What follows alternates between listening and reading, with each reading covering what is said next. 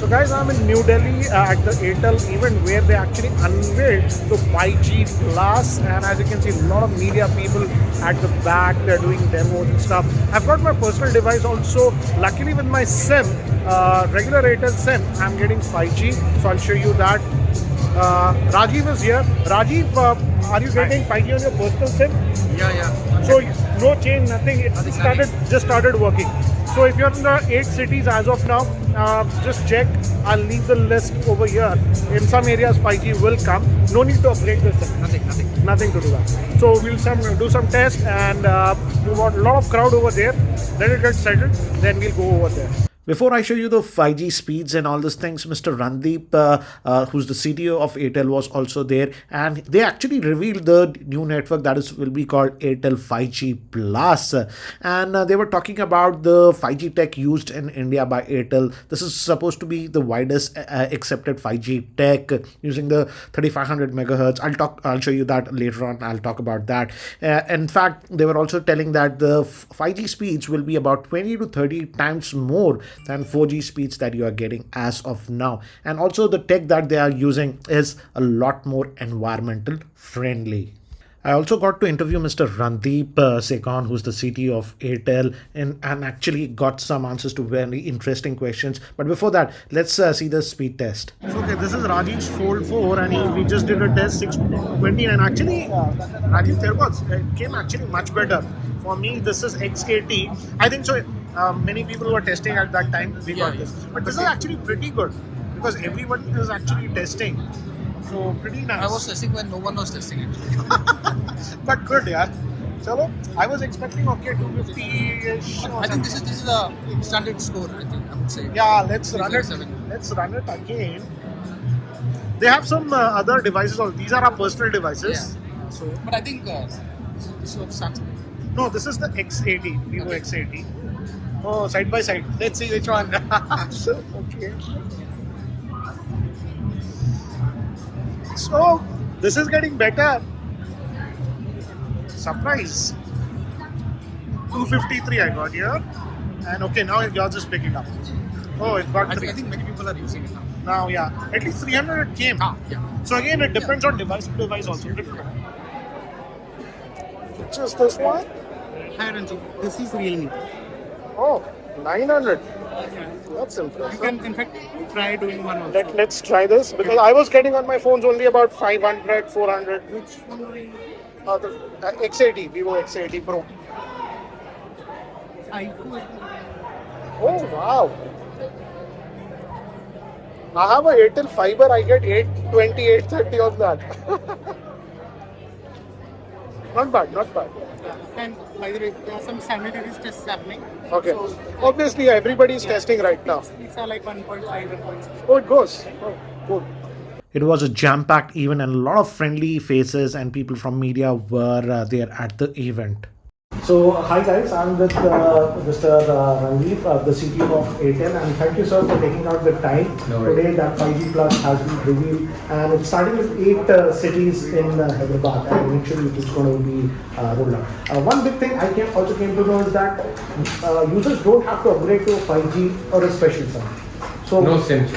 So existing 4G, all subscribers will just work. Yes. Okay, that's actually a great thing. The second thing is regarding the band that we have. I believe it's 3500. 3500. And across India is the same, or do we going to have different for different regions or like areas or something like that? So the band is 3500. Okay. So the frequency which we have is, I think half the country has some part of 3500, other part, but it doesn't really matter because it is 100 megahertz and 3500. Okay. Across all the country. So basically, I'll get a little bit technical. So that means 5G smartphone that has the N78 band will just work. Yes. We just need that one band and yes. work. Yes. Oh, that's actually a great thing. Yeah. So because what I've seen, I review a lot of smartphones.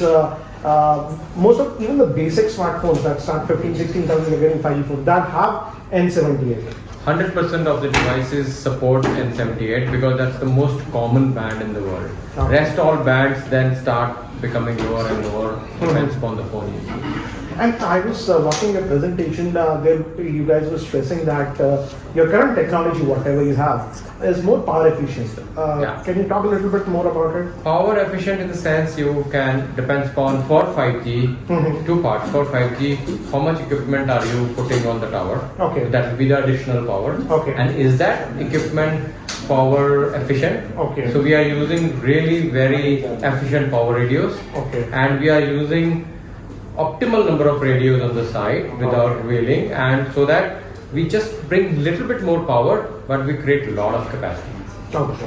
One another thing about 5G people misunderstand. They only talk about speed, but I believe 5G will also decongest the network, and the reach will be a lot more. I mean, let's say a 4G tower, please correct me if I'm wrong, a 4G tower can support just about, let's say 5,000 users.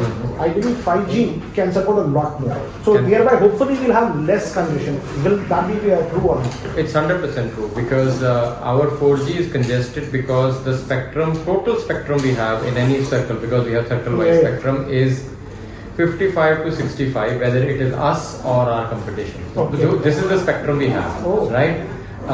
So in that, all these 4G users are there. But with one jump of 5G, 100 megahertz or more spectrum is coming in every circle. Okay. So, and then it is coming using an efficient technology like mesh MIMO, which we are using, which means a lot of more capacity will get added in the same tower, which means you can support many more users. I believe you guys will also be supporting network splicing.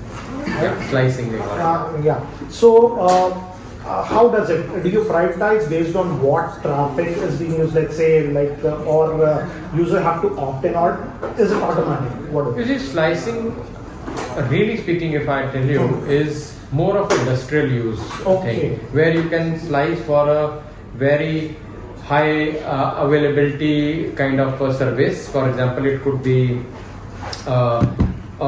cranes boom, which you are remotely controlling, where you will want it to be separate. For a common user, the slice could mean that when I'm wanting to play a game, cloud gaming, then I want that service. So you can probably opt it. But generally, if you ask me, for normal person, 5G speed and other things is way higher. Because the latency is so low in 5G. So low, so you really don't need that. Slicing is generally for smaller applications, but normal person can also start seeing like a work and play applications, like Android in the new version are bringing a work and a play kind of so if you're doing a video call for your work, you probably have a better experience than if you're probably sending a message, something like that. So it is there, but for common man, it really doesn't touch them. It's really good enough to get a good speed. Okay, sir, one more question that I had, and I'm getting this from a lot of users. This is regarding the 5G, because people will consume a lot more data without even realizing, doing the speed test with those. So people were asking me, will the 5G data packs will be significantly way more expensive than 4G data packs that we are seeing right now?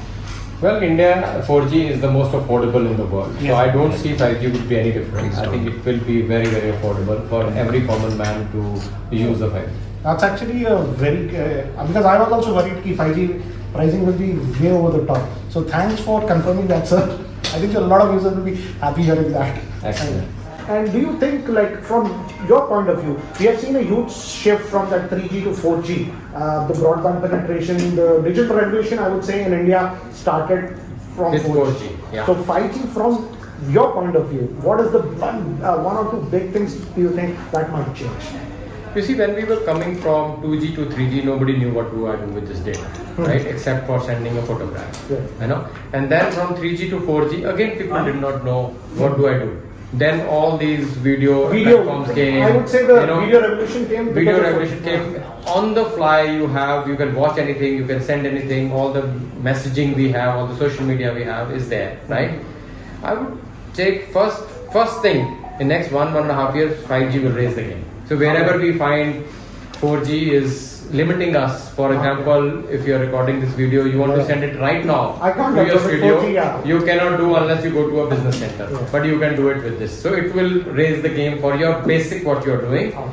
Then I think it will be onus on us Indians how we can use this high-speed internet to do things. New stuff. So while there can be fun things, but I would believe For example, let's take but one use case: education in rural villages. Okay. Today, rural villages cannot dream of a high-speed internet. They would have it on their phones or some, and they cannot afford a point-to-point link. But with 4G, simple 5G movement from 4G to 5G, they can have all the content being played to their kids on just a screen, because you don't even need a processor, you just need something to play. And imagine what it can do to rural education. I believe the laptops can become very, very affordable, 6,000-7,000 bucks. That's it. And all the processing, cloud computing, I think so that is one big thing. People don't think about it. That will become, yes, it's a reality, but it will become even more mainstream. I agree. So the devices we hold will be very affordable because the processor which we need is not needed here. It is being processed in the cloud, and 5G is connecting you to the cloud, and then you are just rendering it on your device. So I think that this revolution will take a couple of years, and I think it will take a couple of years for mainstream users, apart from doing speed tests, to appreciate what will come. I think so, because I think the possibilities are limitless. Anyways, thank you, sir, for taking out the time. Pleasure talking to you. Pleasure talking to you. Thank you.